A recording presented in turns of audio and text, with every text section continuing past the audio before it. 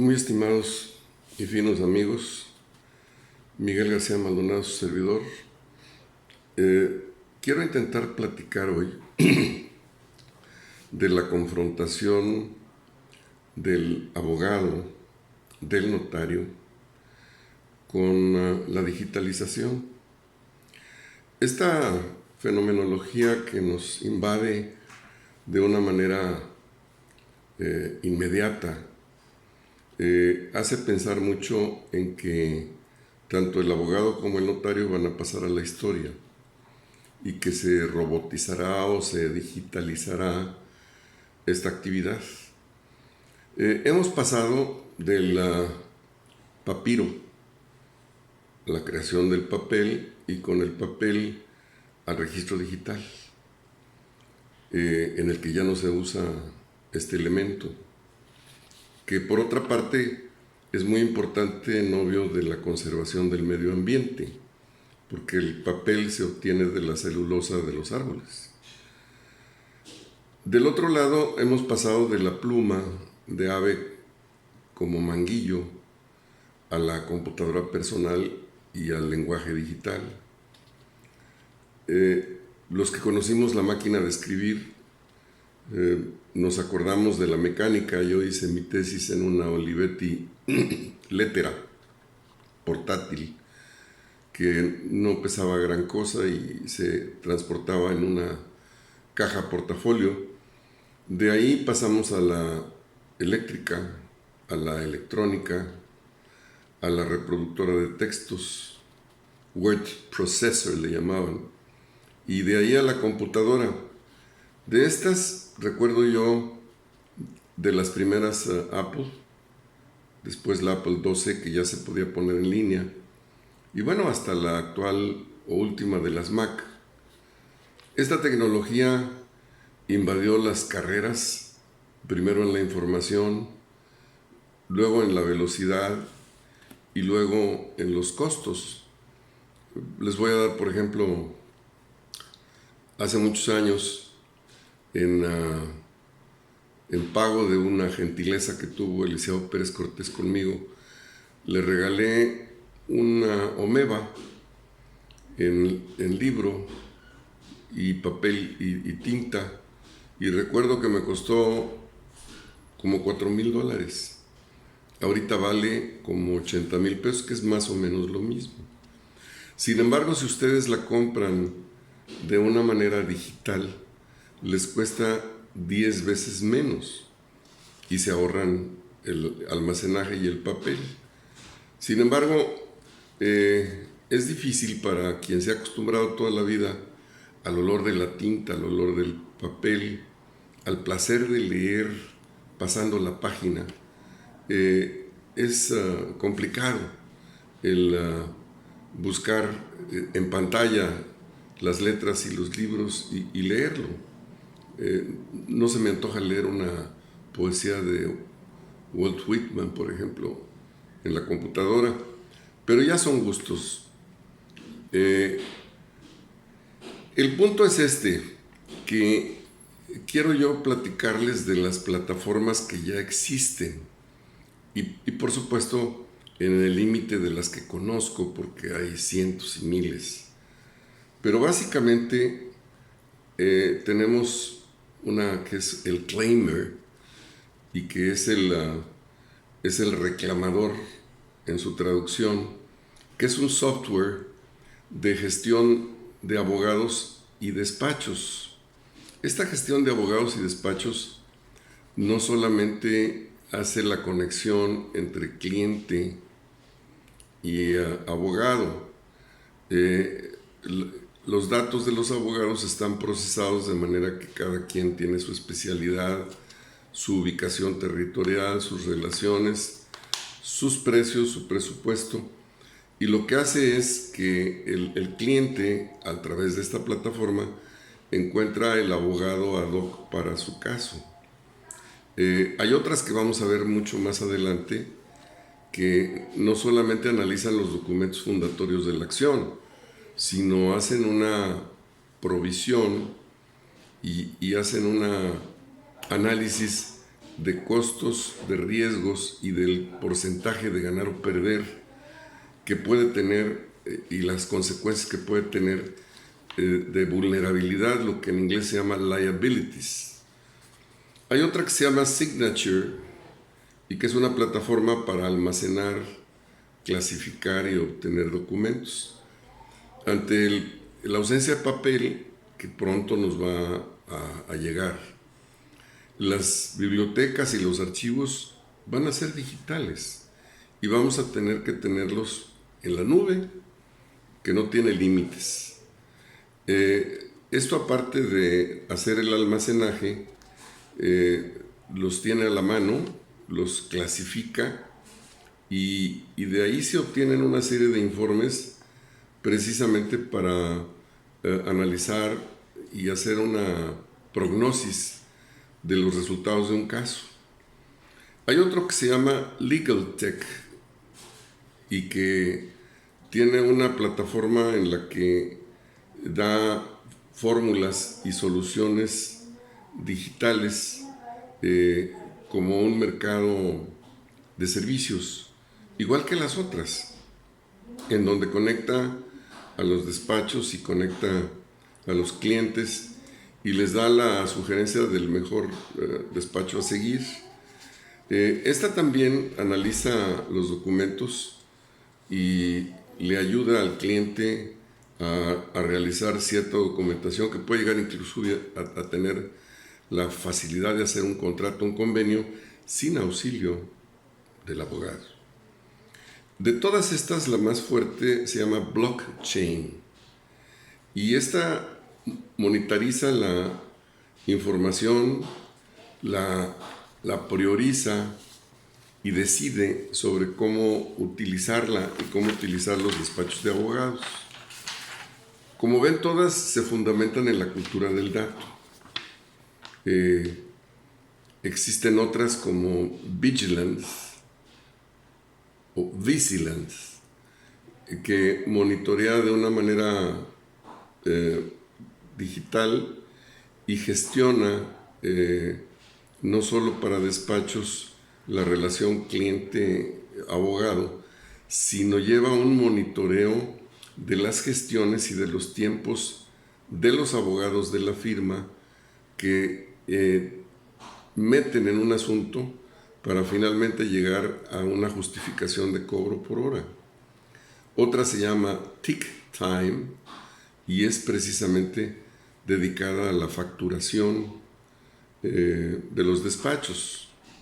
Hay una que se llama Cognity Plus y que tiene unos servicios jurídicos de protección, de análisis de documentos y de digitalización de la práctica legal para llegar a la contratación con el abogado, modelos de contratos y una plataforma bastante amplia, otra como Smart Contracts, en la que una persona sin asesoría del abogado puede plantear un caso con un convenio determinado y puede llegar a obtener un contrato, un convenio muy, muy preciso, que inclusive le garantiza el evitar litigios y el tener una vulnerabilidad diferente a la que tuviera el abogado. Como todo esto también es hackeable, es decir, tiene su vulnerabilidad, ¿no?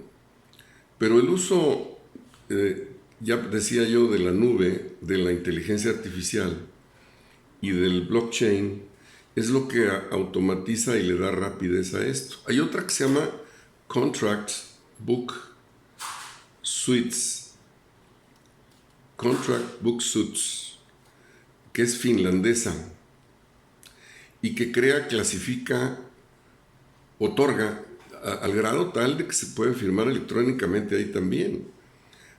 Almacena, certifica la identidad a través de la firma electrónica, alerta, analiza y hace prognosis de vulnerabilidad.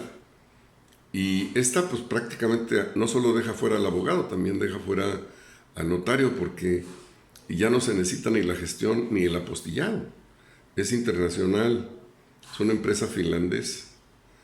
Otra española que se llama El Abogado Empoderado, que también es una herramienta como la que estamos platicando, de contacto entre cliente y despachos, o Nubios, que es otra plataforma española en la que todos los documentos se mandan a la nube y tiene ahí el almacenaje, el manejo de la información y firma. Otra más se llama Machine Learning, en que hace prognosis histórica, análisis de riesgos y porcentaje de posibilidades de ganar o perder un asunto. Esta y otra que se llama Civil con Y, es de Inglaterra y anticipa resultados, riesgos y porcentajes de ganar o perder y precisión de reclamaciones. Otra más que se llama Legal Notes, NODES como nudos, y es una plataforma que pone en contacto al abogado y al cliente, los presupuestos, los riesgos de ganar o perder y el análisis de casos y documentos. Otra más que se llama Digital Selling, en donde da servicios jurídicos de la demanda, del documento legal como servicio, de la plataforma para archivo documental, de la resolución de dudas legales. Hay inclusive un chat bot con la plataforma en la que se puede dialogar con todas y cada una de ellas. Y luego una resolución online de los conflictos o reclamaciones online, y un blockchain para testamentos que es digital. Esto también anula al notario. Hay otras más como el DocTech con TSH, que es finlandés, y que tiene un área que se llama Testa Viva, en donde se almacenan toda serie de documentos, pero lleva a la conclusión de poder realizar el testamento sin necesidad de un abogado y de un notario. Luego, otra más que se llama Chatbots, que resuelve preguntas habituales en Inglaterra y que sugiere quizás situaciones de mediación, no necesariamente litigiosas, y que es muy importante en materia de propiedad intelectual y de privacidad de datos. Otra más que se llama Lawyer Checker, que es un sistema que evita la vulnerabilidad legal de un caso determinado. Otra que se llama Data Boxer, que funciona de la misma manera y relaciona clientes con los despachos. Otra que se llama Personal Data, y otra que se llama Certified Doc, que es para certificaciones y documentos similar a la que ya platiqué de Testa Viva. ¿Qué nos hace pensar esto? ¿Que el futuro de las leyes será un robot? Hay ya programas en los que se utilizan esto que estamos platicando digital, y que hace apelaciones sobre todo de faltas administrativas, por ejemplo, multas por mal estacionamiento, y que simplemente el año pasado hizo que se devolvieran o no se cobraran más de 16 millones de dólares. No es menor la importancia que tienen. Sin embargo, quiero yo hacer una reflexión importante. En primer lugar, en la geopolítica y la geoestrategia. Nosotros devenimos de la cultura del código napoleónico. Nosotros tenemos un código civil y un código de procedimientos civiles, igual un código penal de procedimientos penales, y de manera analógica en todas las áreas del derecho, un área para derecho adjetivo y otra área para derecho sustantivo. Esto no lo tienen los países sajones y los países derivados de la cultura sajona. Estamos hablando también no solo de Inglaterra, Dinamarca, Finlandia, Holanda, Islandia y sus colonias. Hay colonias, acuérdense que los ingleses dominaron por la guerra del opio a China y dominaron por la guerra de la marihuana y de la fibra de la marihuana, que es de las pocas con las que se pueden hacer lazos para barcos porque no las lesiona el agua de mar. Cannabis indica, si se recuerdan. Y derivado de ello, pues islas del Caribe, Australia, que derivan del derecho sajón. ¿Y qué diferencia toral nos interesa a nosotros? En primer lugar, que en el derecho sajón, al no haber códigos o los códigos son elementales, lo que gana en un litigio es la analogía que se puede alegar de decisiones judiciales históricas sin importar la fecha de la que fueron hechas. De modo que se pone uno a leer básicamente en las facultades de Derecho, en cada una de las materias, toda la jurisprudencia que así le denominaríamos nosotros. Allá las decisiones de la Corte tienen valor legal. Acá solamente cuando ya llegan a la Corte y la Corte establece 5 casos análogos y entonces ya puede tener un valor igual o superior a la ley. Como allá no existen estos códigos que a nosotros nos llevan de la mano, para poder memorizar todas las cortes de los 50 estados de la Unión Americana y las decisiones que han hecho a través de la creación del Poder Judicial y también en lo federal de cada uno de esos estados, a raíz de la independencia de ellos, que es precisamente el inicio del siglo, el 18º, sí es de vital importancia porque al memorizar, priorizar y clasificar todos estos datos en la computadora, se puede tener una velocidad para consultar que ahorra horas y horas de búsqueda de abogados en las bibliotecas. Antes, bueno, pues los pasantes hacían esa labor y se le encargaba al pasante, que era el menos caro en términos de costo por hora, que buscara una resolución de determinada ventaja para el caso alusivo. Y en nuestro caso no, en nuestro caso pues está ya dicho en los códigos y luego lo poco que hay de la interpretación de ellos también es poco lo que en jurisprudencia hay, no obstante que me consta que son libros y libros y libros, pero no en la cantidad como existe en los países sajones. De modo que de entrada yo les haría una reflexión en relación a la territorialidad y al sistema legal que tenemos de cada uno de los países en los que nos desarrollamos. México, insisto, es un derivado del Código Napoleónico. Y el Código Napoleónico, curiosamente, lo instauró Maximiliano.